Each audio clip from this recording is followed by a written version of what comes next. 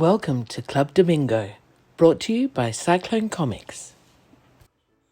Well, there's that lady again. I never find out where she's talking from.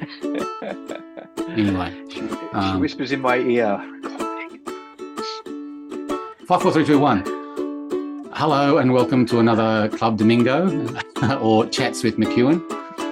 Good morning. Hi, Tim. How you going? I'm very well, thanks. How are you?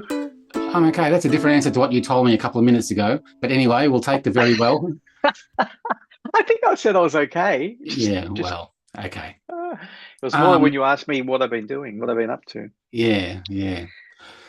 So this is an ongoing conversation. So picking up from maybe what we were talking about last week, if you remember, because you've had a pretty full week. Oh, before we start that, you released, or it was released, a little bit of a blurb about the Greener Pastures behind the scene doco that's being developed.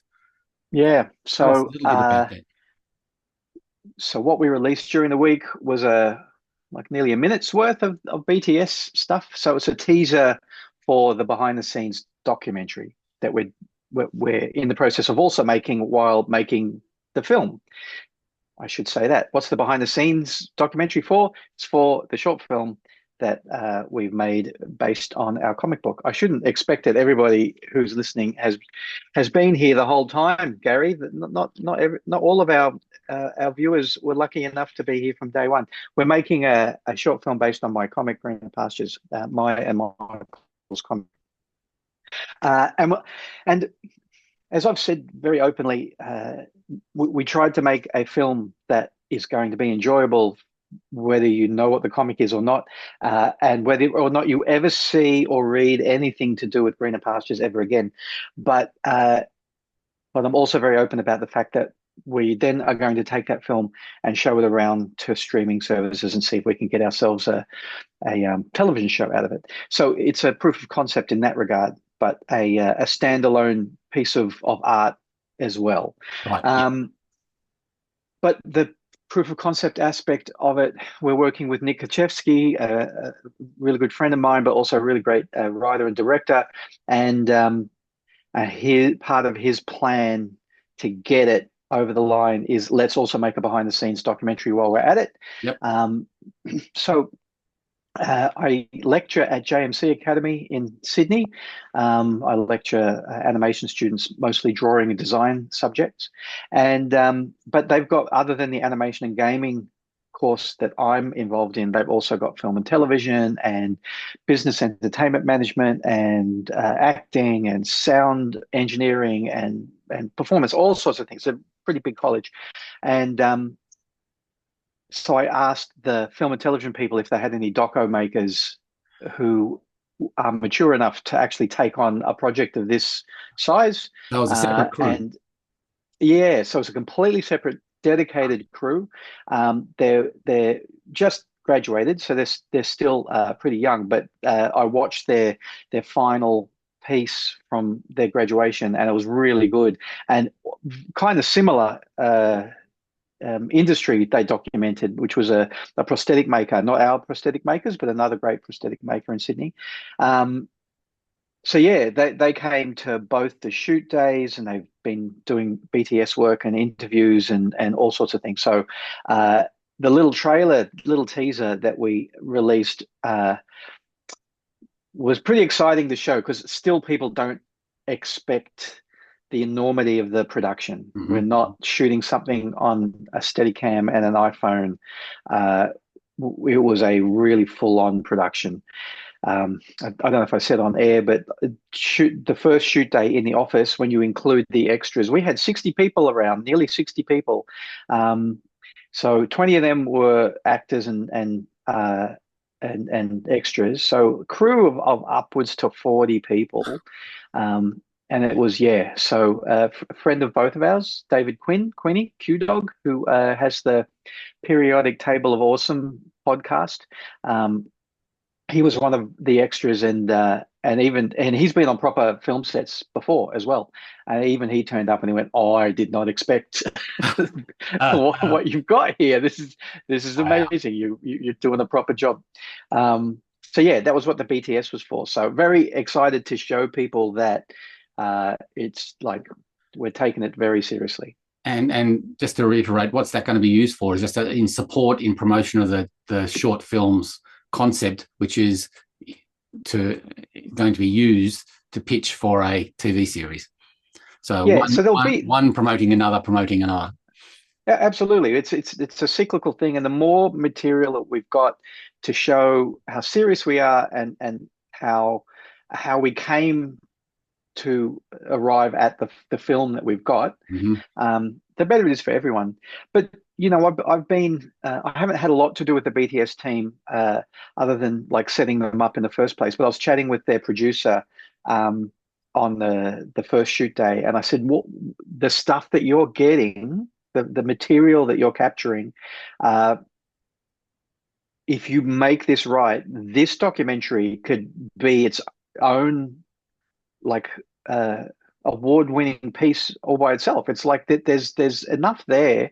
And if you make it right, you can make it interesting. And the backstory of me and Michael and 30 something years of making comics and Nick as a short film and then feature filmmaker and all of that. There is enough backstory that you can make a really good like narrative piece of documentary work out of it. Yeah. So hopefully that's what will happen. So when do you think this behind the scenes thing will be finished, and how will it roll out? Is it just going to be like released into the wild as much as possible, or is it a controlled release with a reason behind it? I don't actually know. That's a good question. I haven't. I've been so concentrating on release schedules for the film that I haven't thought about what the release schedule for the BTS is. There are film festivals with documentary sections, and there are documentary film festivals, and I would like to see Taylor and Celine and their crew put the BTS into some film festivals first. And the whole thing with film festivals is they want exclusivity. The big ones want exclusivity, which means you can't show it anywhere until it's been shown in a couple of film festivals. And then it'll be a general release. But it will eventually have a general release on YouTube, right? It'll definitely be there. We don't want to keep it secret. But if there are ways for our teams, and in this case, the BTS team, to get accolades, then we should try to push for that first. So hopefully it'll get into some film festivals first, and then probably after that, it'll probably just be for free somewhere on the internet. Right. Okay. Yeah. I didn't realize how scary Nick looks. He's... Did you get that photo in each spot? Yeah. In fact, I just got mine this morning. And, it's yes, he looks very severe. I'm sure he smiles at some stage. He does. That I don't know. We didn't put that article in. It was a very big surprise when I opened up InkSpot the other day, and that was a half-page article on the short film. But I guess can we show Steve it? Panozzo? Yeah, go for it. How do we do this? Yeah. No bull, says McEwen. Yeah. I'm on the left. I'm on the left. I guess Steve Panozzo saw the article that we have at Filming on their website and repurposed it, which is fine because all Filming did was repurpose our press release, our media release. But then I think he took one of Anne-Marie's photos off of her Facebook.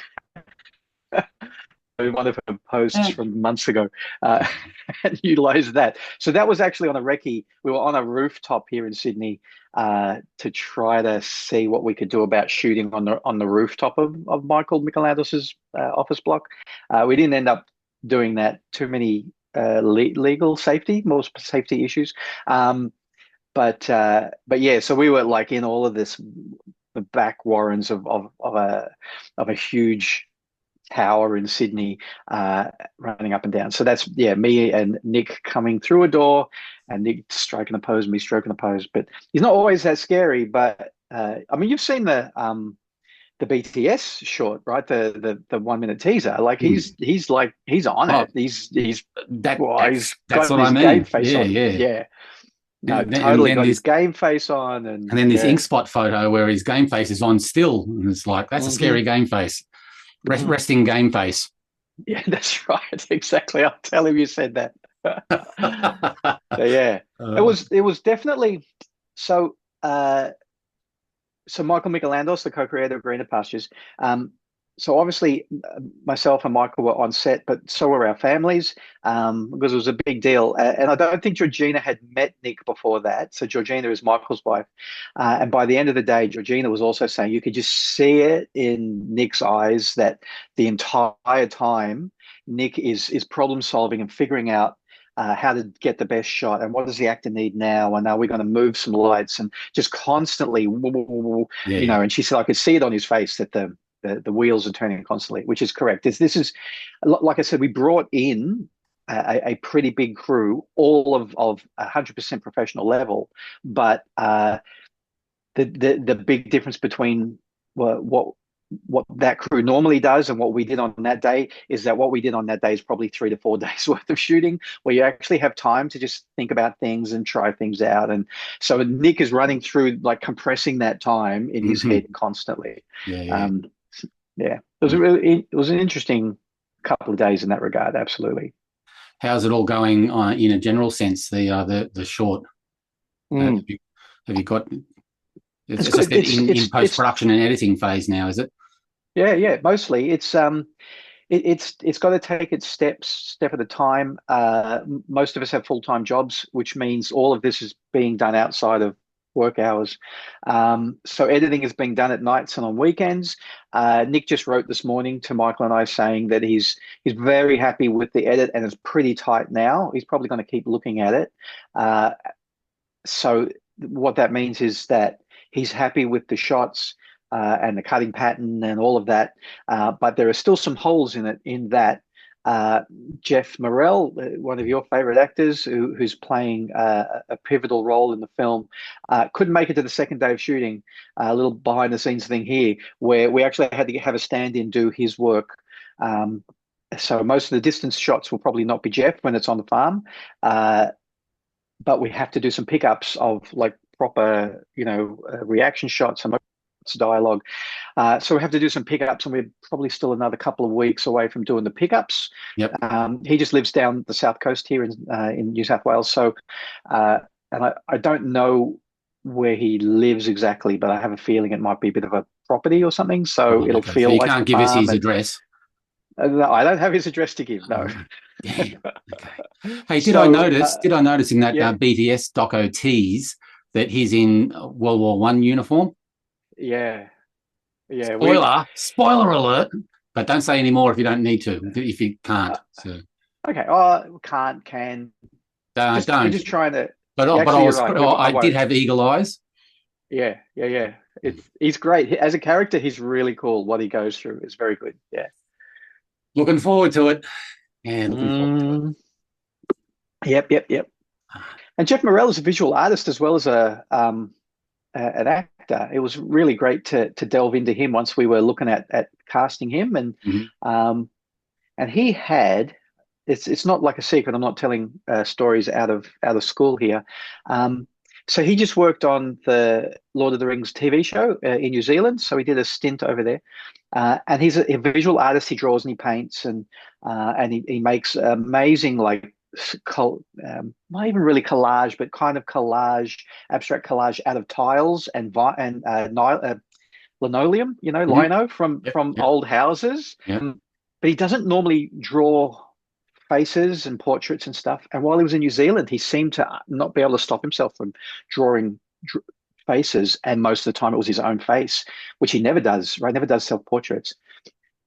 Until somebody was looking at the portraits and said, one of your eyes is drooping compared to the other. Like, it's pretty marked difference there looking at the drawings. And he couldn't tell until he looked at a drawing of himself, even though he's looking in the mirror and getting makeup, and he went, "You're right." And he went to the doctor, and he had a tumor, and he nearly died, and like all this amazing shit. And his unconscious brain was going, "Look at yourself, Jeff. Have a good look at yourself. Something's wrong here. We've got the physical, telltale signs, and you're not taking notice. So keep on drawing yourself until you wake up to yourself." So that was in I think a Sydney Morning Herald article. Really, really interesting article. Wow. Yeah. And he's fine now, and he's back to acting, and he was still making art. I think he's got an exhibition in Wollongong coming up in the next couple of months. So yeah. And that's why young cartoonists or artists, whenever you're drawing, always turn the paper around the other way or look it in the mirror to see whether your proportions and your eyes are in the right way. And it might save your life. It might save your life. That's right. It's not the first time that something like that has happened. Like, I've heard stories like that before. But one of the stories that Dave Gibbons tells, like, the artist on The Watchmen, when people ask him what's the hardest thing to draw, like hands are hard and emotions are hard. What's the hardest thing to draw? He says the other eye. Once you've drawn a good eye, it's hard to draw the other one to match it, which is true. Turn that page over and put it up to the light or flip it in Photoshop and you go, oh, man, I got to fix that eye. Yeah, true. Oh, yes. Okay, now, last conversation, you also mentioned something about Australian comics not having a lot of superheroes in its history. You was basically said something along the lines of there aren't too many superheroes floating around in Australian comics, are there? And it was I think I pretty much said Sid's like the more modern era. Yeah, I'll have to go back and look at the videotape. Anyway, go on. Yeah, no, but I agree with you. I'm not saying that I'm going to roll out a whole long list of superheroes, but I just think that it was worthy. I made some notes to name drop a few, just to give a bit of bit of weight to what we're talking about. How there aren't that many other than these ones, really. Going back to the 40s, three of the bigger ones that I defined using my Google foo was Captain Atom from the late 40s, Mollo the Mighty, and Crimson Comet. Now, they all had fairly large followings. Mollo the Mighty probably not as much as the other two, but he had a couple of graphic novels that were pretty popular at the time. And then, sorry, when you say graphic novels, you mean actual quite thick one shots. There was Mollo the Mighty and The Return of Mollo, and I think they were freestanding one shots. Wow. Have you got them? I've got a facsimile of Mollo the Mighty that was sent to me very kindly by someone that I've forgotten who it was over the years. Could have been Kevin Patrick, I think, maybe. Cool. Anyway, so that he wasn't, because I really love your version of Mollo the Mighty that you I don't know. Well, with great did you get granted permission to? No. I did. But he's beautiful. Try. I love him. I did try and find out, but that sort of all plays into the conversation we had last week about estates and clarifying the mystery of who might still have the rights to certain characters after the original creators have passed away. But anyway, just finishing my thought about superheroes. A lot of we had a huge comic industry back in the 40s and 50s, but a lot of them were, let me get this right, heroes in peak physical condition that have a mastery of unarmed combat. Like there was, Catman and, like you name it. There were all these other characters that may look like superheroes, but in reality, they were just in peak physical condition and were masters. They were marksmen and they were masters of martial arts. And that was a common thing. So actually superheroes with superpowers were quite thin on the ground. Interesting. Is that because of our tall poppy issue? And of course he can solve crimes and put criminals in jail. He's got super strength. It's like, if it's just a guy like the other guys down the pub, but just trying that extra hard, then we'll barrack for him. Yeah, maybe. But anyway, so that was in back in the heyday, and my list is like very incomplete. I'm not saying it's definitive by any stretch, but then that flows into Dark Nebula, which was early 80s, but Tad had that idea in the 70s and was workshopping that into fruition for the early 80s. And Southern Squadron, you're right there. That what really in the 90s there wasn't that much superheroics going on of note. It was all independent style cartooning and comics ideas.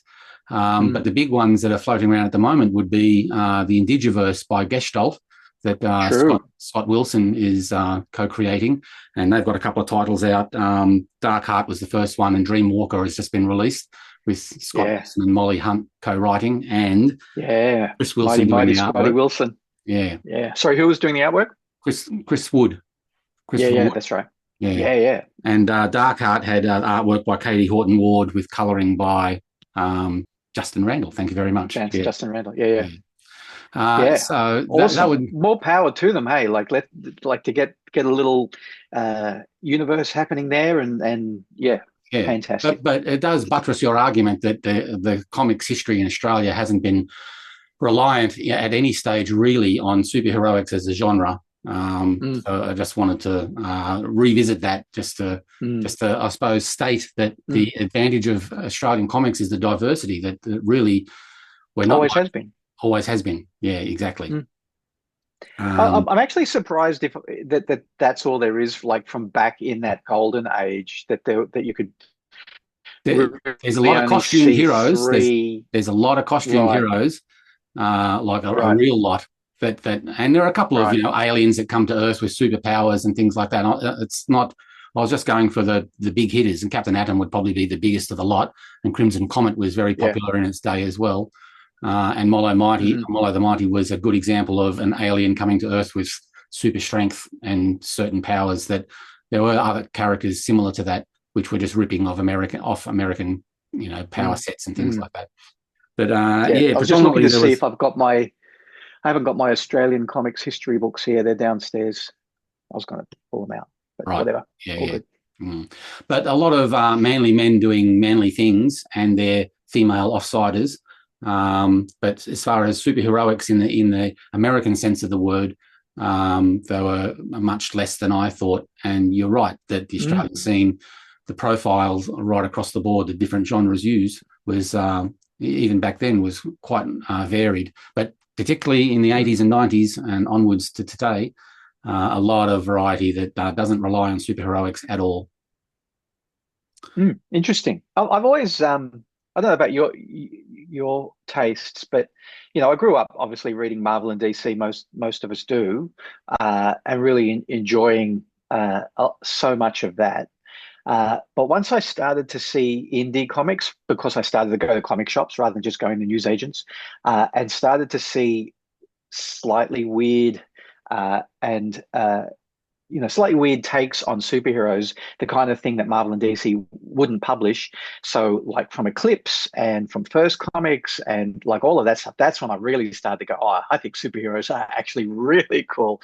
That was always good fun. I tried to, I actually followed a few of them for a while, like good fun. And that's where I felt like you guys with Cyclone, Jackaroo and the Southern Squadron, especially, like it really felt like it was that indie superhero take, not just like Americans, but it was like, because we're separated from Marvel and DC, we can do stuff that's a little bit more interesting and less formulaic, and And while I grew up on Marvel comics, the stuff that I really took to heart from Marvel was the non-superheroic stuff. Funnily enough, like the Master of Kung Fu, which was James Bond and kung fu movies all mashed together. And Deathlock the Demolisher, which was science fiction horror style things. Werewolf by Night, Tomb of Dracula, Monster of Frankenstein, all the horror line that they tried to make as superheroic as they could while still staying in the horror genre. As I grew up, you go through your Spider-Man stages and your Daredevil stages, but what stuck with me was the non-superhero stuff, which influenced my work down the track. Even now, the Jackaroo is, I don't consider him he's an adventure hero at best, but as I'm developing him and other characters around him, it's developing more into adventure and horror than adventure and superheroes.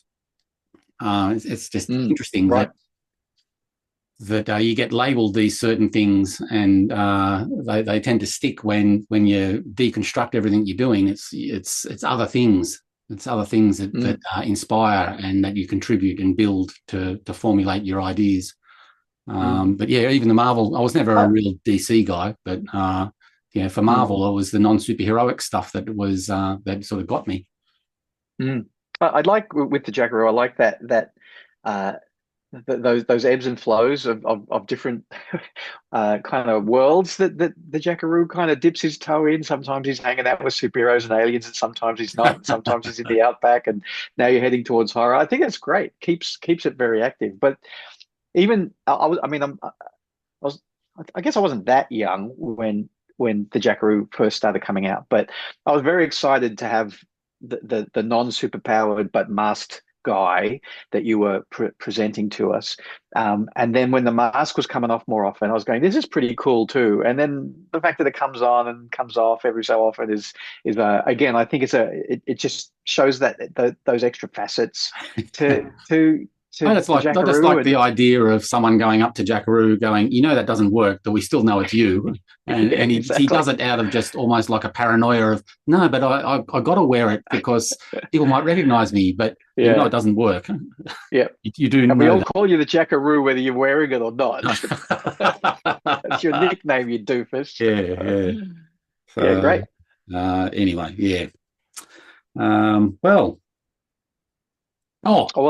I'm wearing a Matthew Martin illustration. Matthew Martin being one of Australia's greatest cartoonists, newspaper cartoonists, gag cartoonists, and all of that. Is he in the Age, or is he just? He was in the Sydney Morning Herald for a long time. He did. What was the name of that last column 8 or whatever, right. where it was just lots of little stories. But he was also in the Sunday magazine with a nice big color cartoon. He's one of my favorite cartoonists ever. I really love his work because it's of that era, the 80s. It just had that 80s line style and lovely character work. And but he had a character called Pigman. He's got a few characters that reappear, like there's a duck, and I think apples appear in a lot of his things, but Pigman appears every so often. And I had a Pigman t-shirt, and Pigman's beat, where does he hang out, was Bondi Beach. And the Pigman t-shirt said, and I wore this the first time that Amory and I went overseas together. We backpacked, and I wore it all over Europe. And this Pigman t-shirt said, no pigs. Last year, no pigs drowned at Bondi Beach. That's just Pigman doing his job. and people were going, what is a Pigman? What is Bondi Beach? What is this all about? So yeah, wonderful,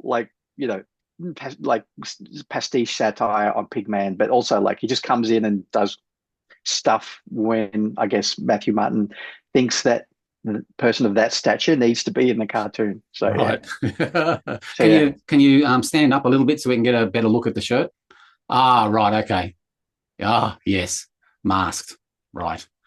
Yeah. Yes. So yeah, a fish, he has fish. He draws fish a lot, and I bought this. It was I think off an ABC TV website during COVID, and I went, I don't have a Matthew Martin t-shirt since I wore Pigman to death and had to retire it, so I'll buy that one. Starting to smell a bit. Needs a wash. I wash them before they die. Oh, right, okay. But yeah, I wear a t-shirt till it's got holes or stains or both. Yeah. That conversation we were having last week as well about what is a literary comic. You haven't had a chance to think any more about that, have you? Yeah, I read that article, and I'm glad you brought it up because I forgot to bring it up. But the way that the information that I got about the Facebook posting made it sound like it was Elizabeth McFarlane's article. She's not her article. She was quoted in it a couple of times. Yeah. And I think she's quoted in it extremely well. She's saying exactly what is happening in the industry, both in Australia and elsewhere in English-speaking countries.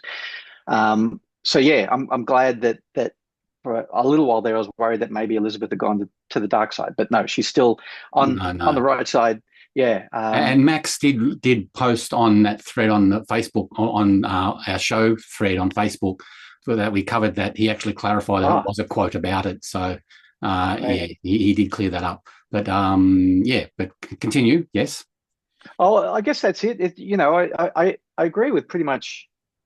I mean, it was a week ago now that I read it, but from memory, I agree with pretty much everything that's in that article, that it is actually presenting what the issues are at the moment with with comics trying to be published by quote unquote real publishers, or publishers who don't know how to publish comics yet. That's the big problem, right? If you want to be published by someone who mostly publishes prose books, they don't know how long it takes to redraw a page or something. Yeah. And that's the Sequential Art Workshop that was founded by McFarlane and Pat Grant. That was what is trying to overcome a little bit, the fact that it takes you years to workshop a full graphic novel, different to what I think what you and I do. Definitely what I'm still thinking of, just trying to do an issue at a time and get it out that way, and hope that we build a comic in that method, rather than the fact that you're planning 150 or 250 pages and not really settling on anything until it's all been workshopped to a finer degree. Right.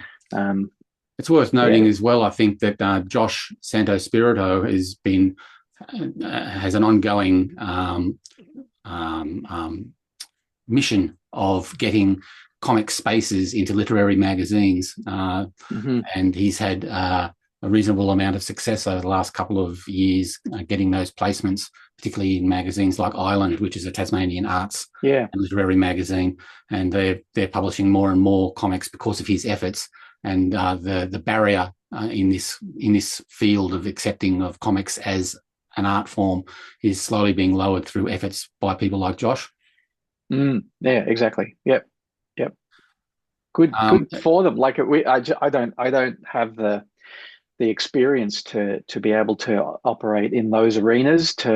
But I'm glad that there are definitely people out there who know what they're doing and are working hard at that front. So it's a bit of a war, isn't it? And we've got different fronts, and good on them. Persistence is the key, I think. If you're that way inclined in fighting that battle, and I think it's a good one to fight, persistence is the key. Once you give up, that void that you've tried so hard to create will backfill again. So there needs to be a presence there all the time. Isn't that what's been happening since the late 80s? Like, isn't that the exact same battle we've been having constantly? I'm thinking probably less Australia-centric and more American-centric, but that whole, few years where it was bam, pow, comics aren't just for kids anymore. Look at The Dark Knight Returns and Mouse and Watchmen and, etc. At that point, we were trying to get them into literary circles, and that's a good 30 more years for it's come full circle that maybe we need kids reading comics again to generationally grow. Oh, absolutely, because Marvel and DC were not giving comics to kids anymore, and therefore there was no entry there. There was no entry point. But I think there are entry points. There are many entry points now for readers and young creators to access the skills and enjoy those things marketed at them. Yeah, exactly. There was that fantastic video essay that we both watched months ago now, the one that talks about Jeff Smith and Scholastic, and basically how much that probably kickstarted that whole mainstreamy sort of thing. Kickstarted in the true sense of the word, not in the that's right crowdfunding not in the crowdfunding way, in the old-fashioned version of the word. So absolutely. You go into, I'm Sydney based, so I go into King's Comics, and they've got a great kind of kids area, like a tree in the middle with lots of kids comics around it. So make sure that it's easy to find when a kid does walk into a comic shop. And I just went to the soft opening of Cockatoo Comics bricks and mortar store Lane Cove. In Lane Cove, Sydney. So if you don't know Cockatoo Comics, Siobhan runs that, and Siobhan, she said to me yesterday that she was working at King's Comics in Sydney from age 17, so she's been in the game for a while in different manners, and she's definitely one of the good guys. So if you're in Sydney, you need to travel out to Lane Cove every so often and support Cockatoo Comics. but yeah, she's got a great little kids section that feels like the kids section in a library. It's down Yeah. low and Yeah. lots of big books and a couple of tables where you can sit and read and draw at the same time. And so yeah, good on Siobhan, and yeah, congratulations to her opening her bricks and mortar store. So Yeah. that was Wow. exciting. Yeah. Now, because that was online only for a while. Yeah, she's been online only, I don't know how long. It feels like a number of years now. Yeah. But I'm pretty sure, like I talked to her about what her plans are every so often. And she said, yeah, bricks and mortar is always going to be the plan at some point. Let's see how that goes. Yeah. So nice to have a store that's definitely aimed much more at an indie crowd and, comics, manga, trade paperbacks, zines, Yeah. imports, all of that kind of stuff. Yeah. So that's on the new comic store front. You said last show that you were going to pop into King's during the week and have a look around. Did you end up doing that, or were you too busy? No, yeah, didn't have the chance. Okay. Yeah, I want to see that that copy of Hush. Yeah. And I was talking to Sam, my son Sam, yesterday at Cockatoo because they had the smaller versions, the DC Oh, the paperback. little digests. Yeah, the digest versions. And Sam's going, how great are these? I'm going, really? Are they? And he said, no, as a gateway drug, again, they're actually really good. People feel more comfortable reading something that looks like a novel and is about the size of a novel. So he said, yeah, I totally get it. Like The Watchmen at that size is, I don't think, very, it doesn't do it any favors, really. So I don't like it in that regard, but I totally get the marketing aspect of it. And from Sam's experience, because he's worked in comic shops as well, and he's on the board for Scamp, the comic art festival here. I totally get why you would think that it's possibly a good idea. So I don't like it. I would never buy one. So yeah. Yes, interesting.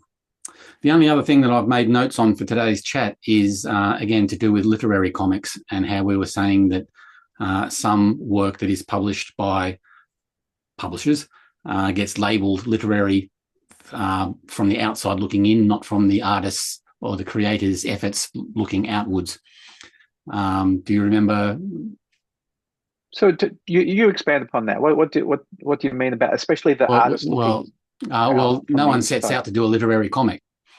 That it's labeled literary by people who have to market it somehow. No, I think there are people who definitely decide that they want to make some. Like I definitely, obviously, I think people set out to make a comic that is being aimed at a more mature audience and is looking at mature themes in a mature way, right?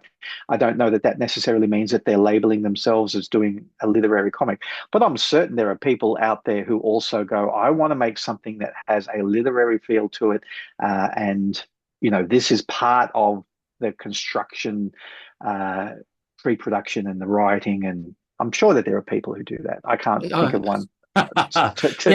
Mind, but I'm sure there are as well, but they don't go around saying I'm making a literary comic. God damn it, I want to make a literary comic. I bet you there are. I bet you there are. With that terminology, the terminology.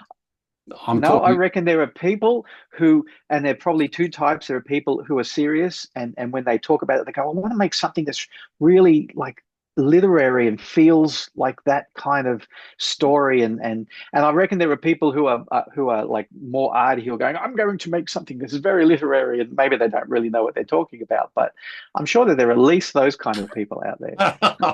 I don't meet them very often, but I'm sure they're out there. Yeah. No, I'm sure they're out there as well. I look under W in the dictionary, and but I'm.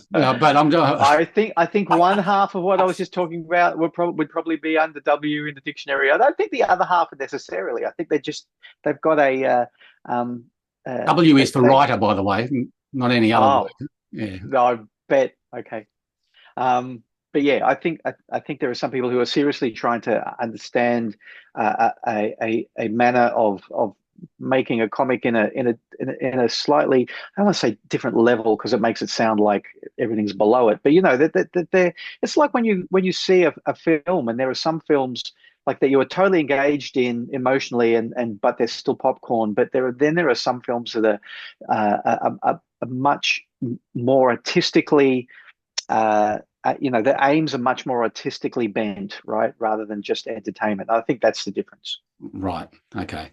Do these creators, whether they be film directors or writers and or artists, what's my point, I suppose? Do they have control over the level that they're working at? I mean, if they want to execute a certain idea at a certain level, do they have control over what level they're working at? Do you mean, do they have the skill level needed to make such a thing? Yeah. Yeah, well, sometimes they do and sometimes they don't. But if you don't, but that's the aim, if that's the ambition, then you need to aim for that ambition, that ambitious target, regardless. But then then maybe the next time you'll be that much better. So who judges failure or success? I don't know, critics, the artists themselves, their mentors, their mentor group, their peers. Like, it's like any art. Who judges success or lack thereof? The market, the amount of money you make. Like, it's all of those things. That's labeling from the outside looking in, though. True, but no, I did say the artists themselves as well. They yeah. And there's that whole there's that great thing. I don't explain it very often, so I probably will mess it up. But there's that whole cycle of, especially of younger artists or starting artists who don't realize how bad their art is because their taste hasn't improved enough, and then they see that their art needs to improve, and then their art outstrips their taste, and they don't realize that they're not quite hitting what they think they're hitting, and then their taste improves, right? And that's that whole thing with, you have to be ambitious and decide, I want to make something that is on a different artistic level, and I will aim for that, and then within 5 years you'll realize how successful or not you were, because your taste and your experience will have outstripped your skill level of what you just made, and so on and so forth.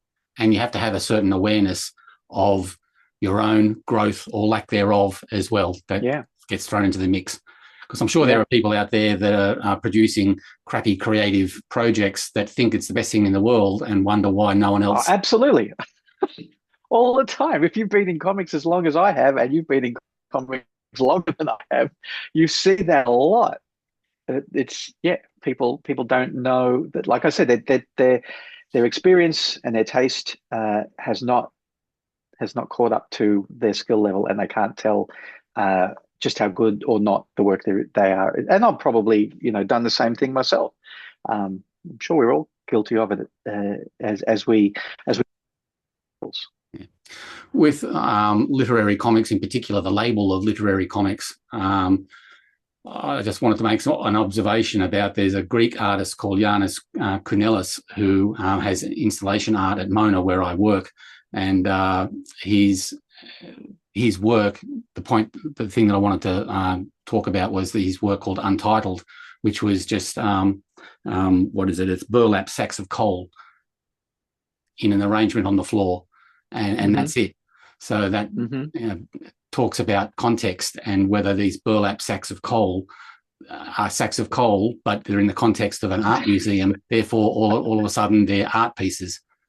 It's like the banana that was taped to a wall. Same story. Yeah.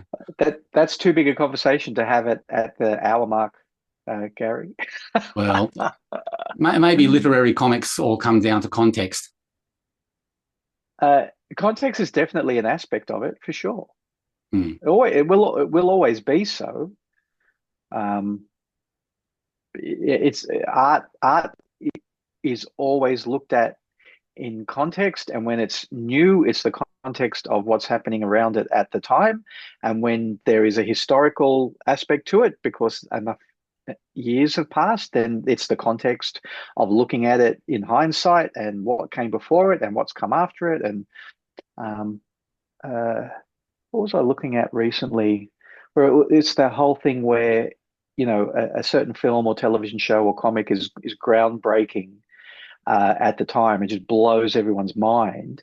But 20 years later, if you ask a younger person to read that one because of its groundbreaking nature, they'll go, "This seems hackneyed to me and cliched," and that's because it broke ground, and now everybody's done that in the meantime. So there's that context is always important to understand historical value and what's happening at the time, and then there's the personal context of the artists themselves, and it's a converse because my daughter Annabelle is a practicing artist. I don't know if fine artist is the right term, but like she wants work in galleries and stuff like that. While I guess mine is more of a commercial art. But more labels. More labels. That's right, exactly. But otherwise, how do you discuss these things? How do you talk about the context?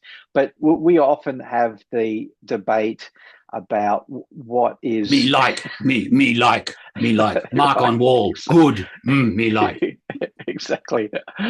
But yeah, we talk about that idea that why do I have to read the plaque next to the art before I can even begin to understand or enjoy it? I like representational art. I just do. I like the skill level of representational art. Even when it moves into abstract, I still like the skill level. It's like that Jeff Morel work. It's mostly abstract, less representational, but I guess because I understand the context, because I recognize the colors and the patterns in the linoleum that he's using, even though it's been cut up and rearranged. And so, context is really important.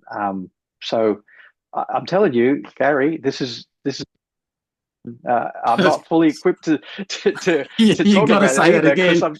The video just went silent while your mouth was working. You got to say it again. Oh, no. So take two. So Gary, I said, Gary, this is a big conversation, and I don't know that I'm really fully equipped to have the conversation. I haven't studied like art in that broader sense to the level that maybe some of our listeners have, and some of the people that I'm name dropping, like my daughter, for instance, and Jeff Morel, who, they're looking at art in a different manner. So.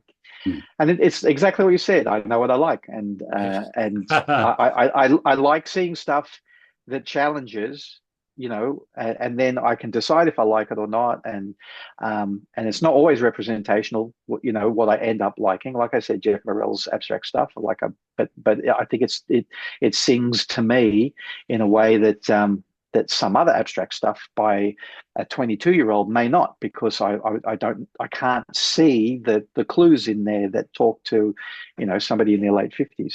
Yes. Yeah. Yes. Well, I'm never expecting any solutions to this. It's just a conversation. So, yeah. Why don't you have the answers, McEwen? Yeah, why don't I? Okay. Okay. Is that enough to talk about for this week? Wow. Oh my God, that'll do us. You've do you have any show and tell? Anything on your shelves behind you there to serve? No. Haven't picked up anything interesting over the week? No, like I said to you, I've been marking for the last week, teaching and marking. Yeah. So okay, well, that'll do for this week. I'm sure that'll piss a lot of people off, or not.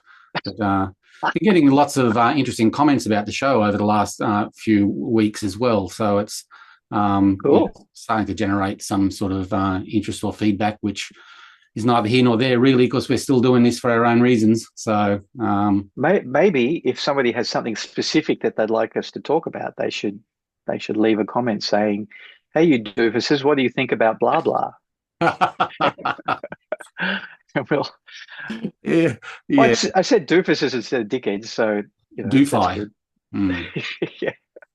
Okay. Have a good week. I'll talk to you next week, and I'll start editing and get it live as soon as I can. So thanks everyone for listening and sticking with us, and talk soon. You. Bye.